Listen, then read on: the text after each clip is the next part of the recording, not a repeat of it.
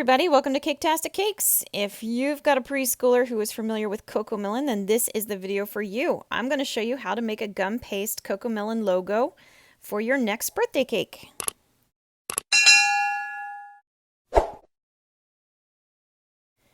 To begin to make my CoComelon melon, I'm going to start with some green fondant. I normally make my decorations out of gum paste, and I get a lot of questions about gum paste and can I use fondant for this decoration. And as long as you mix some CMC powder or Tylose powder, which was what I just gave a shake-a right onto it with, then you can do it. I don't typically recommend fondant for like the finer decorations, but in this case, yeah, go for it. So I'm just giving a good shake on there. And then I'm going to mix it into my fondant, and this will help it to set up so that it will hold its shape and it will eventually kind of dry out and become hard without cracking or anything, just like gum paste would.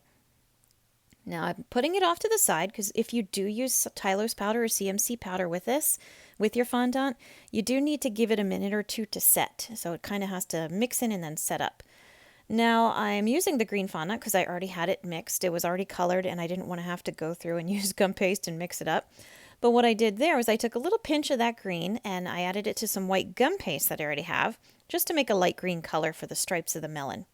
Now to create the melon, I'm taking that big dark green that I got there and I'm kind of rubbing down the sides and I'm pulling all the cracks, you see all the cracks and wrinkles there, into one little pucker that I then just cut off.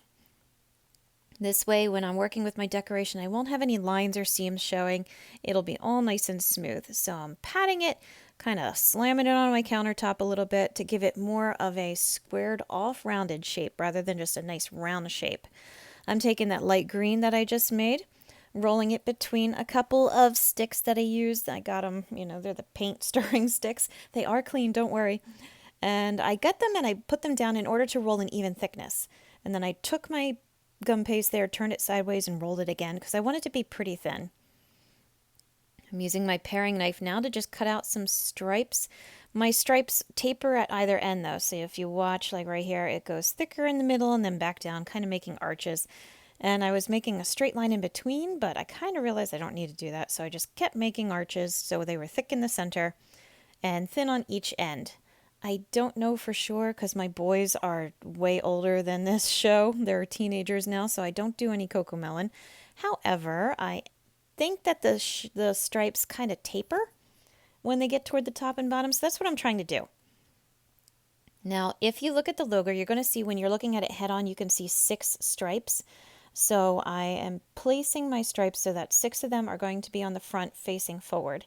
They stick out, they're not, sealed down perfectly. I'm just trying to get the placement of them so that when you're looking at it head on, it will look, as best as it can. And once I'm happy with the placement, then I'm going to seal them down with a little bit of water. I also trimmed off the bottom where it kind of bends. It'll tuck underneath a little bit because I don't want it sitting up on top of those stripes. I'm going to kind of flatten them out. You'll see in a moment. Again, cutting off all the extras in the center, and I had them folded over so that they'd meet in the middle, as best I could to try to space them properly. Now what I'm doing is I'm using my rolling pin to lightly roll those light colored stripes into the rest of the fondant. And this way they won't stick out as much, they're more recessed. It just looks a little bit nicer and neater. Okay, now that I have that, I got kind of, flattened in as best I can without smushing them and misshapening them, if that's a word. I'm going to make some more stripes to fill in the rest of the logo. So I'm just taking that same piece that I'd rolled out before. I didn't mush it up or anything. And I'm just laying some more stripes around the sides and then the back of it. I don't know exactly how many there should be on the back or the sides, but I kind of feel like the back and the sides don't matter quite as much. So I am spacing them out a little more liberally. Because again, I just kind of don't feel like cutting out more stripes. If you want to take the time to look it up, then your decoration will look better than mine, and that's not a bad thing. The extra that sticks out the bottom, again, just trimming them off, picking off the little bits at the bottom that stick out too far. And you can see I've got a little bit of a gap in the back right there, and that's not a problem. I'm just going to make one more stripe, add a little bit of water, stick it on right in the middle there, trim off the extra. Those were kind of sticking out a little bit too, because when I did roll them down, they got a little bit longer. And yeah, so that's the cutout that I'm using just to kind of model my CoComelon logo after. I'm cutting out the face here because I didn't want to mess up the size of it. When I held up the CoComelon to what I've actually made, I can see that the thing I've made is actually smaller, so the face is going to have to be smaller as well. In the meantime, though, I realized I should flatten out the rest of those stripes, and now I'm trimming off a little bit extra of the face in order to kind of match up, yeah, as best I can, the idea that it's a little bit smaller. I'm compensating. However, when you look at the logo, you can see that the face extends out to the edge of the light colored stripe. So you're going to end up picking off the 4 stripes that you put on, all that work that you went through to put those on there. You're going to be removing those so that your face can sit recessed into that area. You can also kind of see, because we rolled on those stripes, that there's a bit of a groove now, little gutters where those stripes used to sit, but that's okay. We'll deal with that when we get there. I'm tracing out the face that I trimmed down a little bit smaller on some rose-colored gum paste that I mixed also with ivory to make it a little bit duller and darker looking. I'm using some white gum paste now, rolled it out nice and flat. Going to cut a real long skinny stripe just to outline that pink, I guess it's a TV screen. Again, I'm sorry, I don't know the show. I'm adding some water to the whole area where it's going to go. And now you can see I'm trying to roll it using my the handle of my paintbrush there, trying to roll down the high parts so there's not quite so many grooves, or the grooves aren't so detailed that it's going to mess up the way the face sits on it. So the face sits on it.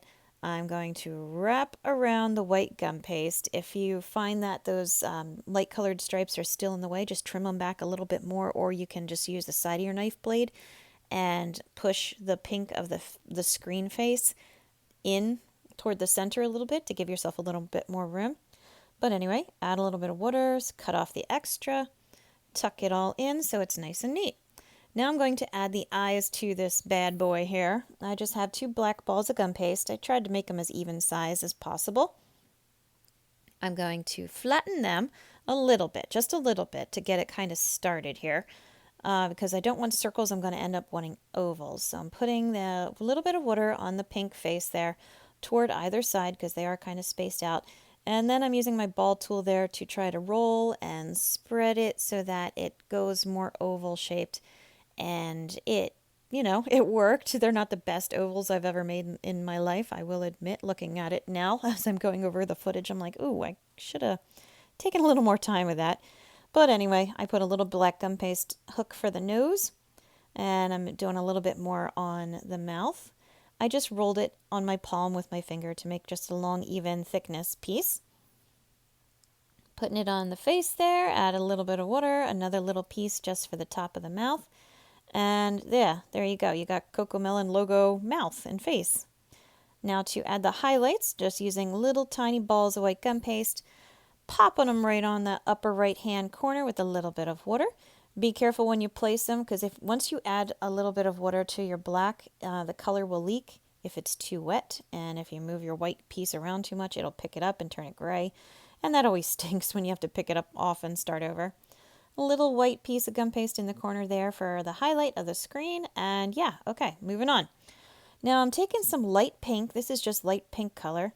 It looks kind of peachy, but it's just light pink. Kind of making it into a cap, sort of. It's just, I'm pinching off the bottom to make it nice and flat and with a sharper edge.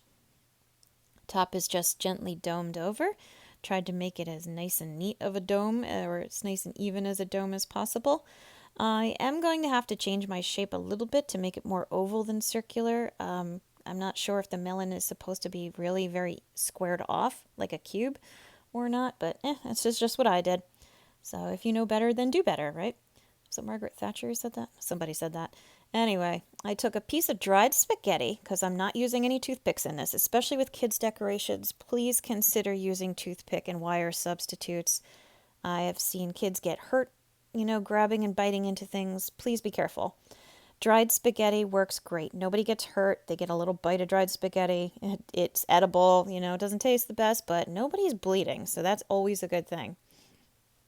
I wrapped a little bit, of black gum paste around it, stuck it in the top there, and I'm making 2 light blue balls of gum paste that I'm just going to put right on top like the antenna.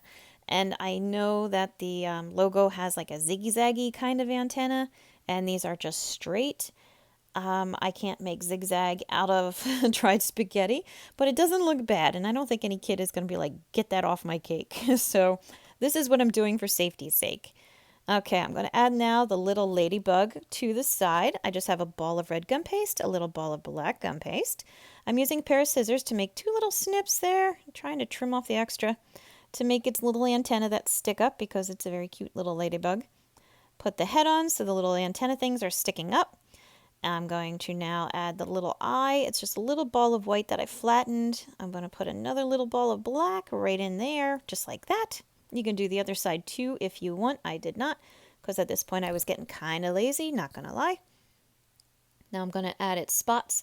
I put one in the center, just like that, and then one on the side in the back, and one on the side in the front. And I'm just using my paintbrush to press it down. I did the same thing on the other side. And there you go. You got your CoComelon logo for your cake. And once this thing sets up, you can put it on top of your cake. It has a great effect. It'll be cute and it's edible and safe. So I hope you found this video helpful. Please like and subscribe because it helps me out as well. I've got a ton of other videos out there, lots of preschool ones, so check those out. And as always, thank you for watching Caketastic Cakes.